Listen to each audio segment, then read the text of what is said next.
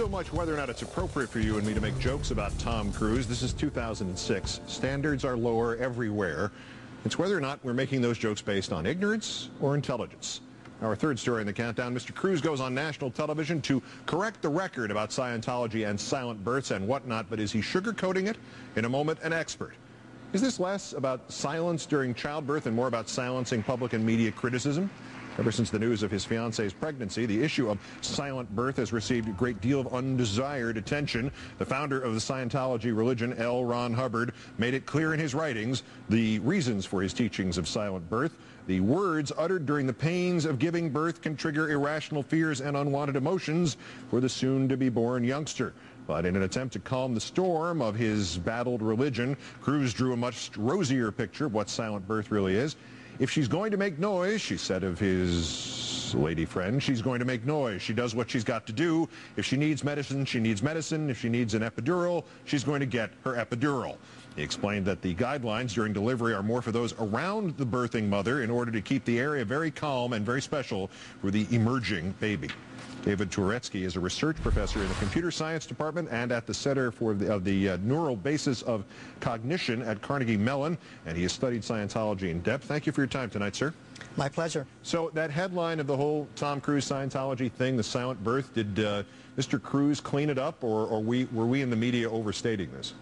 I think he's trying to soft play it a bit, but you have to understand that Scientology has one set of rules for celebrities and another set for everyone else. So if Tom Cruise and his girlfriend want to make noise, no one's going to tell them not to.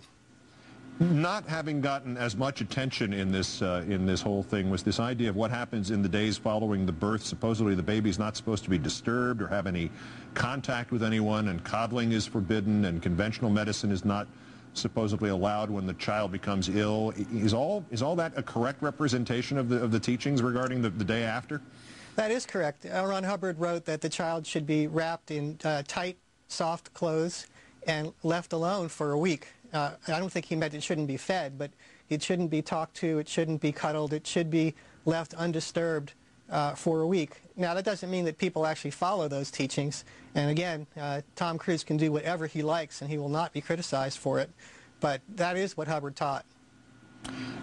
Touching on the dust-up, the famous one that Tom Cruise had last summer with Brooke Shields, it was on the Today Show with Matt Lauer. What happens if the mother, in this case Katie Holmes, were to get postpartum depression? What does Scientology actually say about that?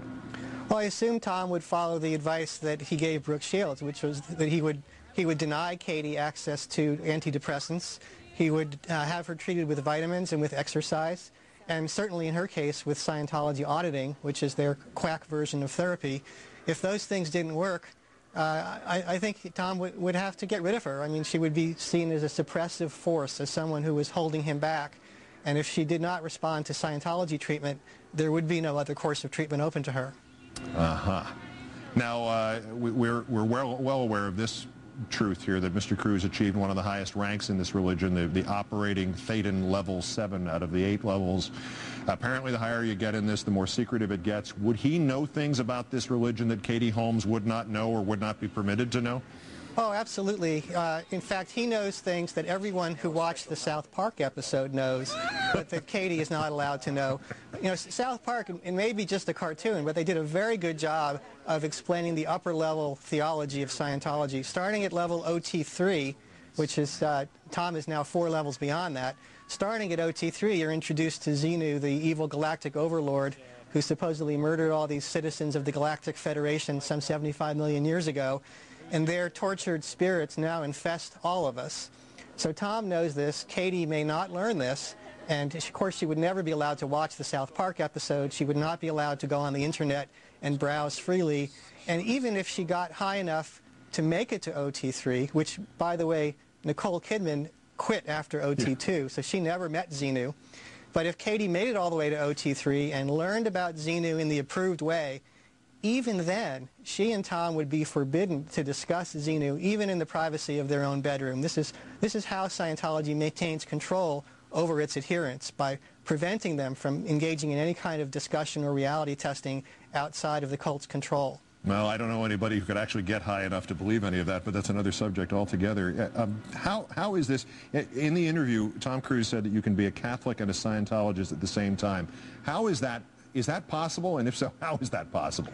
It's not possible, and in fact, Tom was sort of violating a Scientology public relations strategy there. They used to make that claim that you could be a Catholic and a Scientologist, and enough people called them on it that they backed off and they stopped making that claim in public. But I guess Tom didn't get the memo.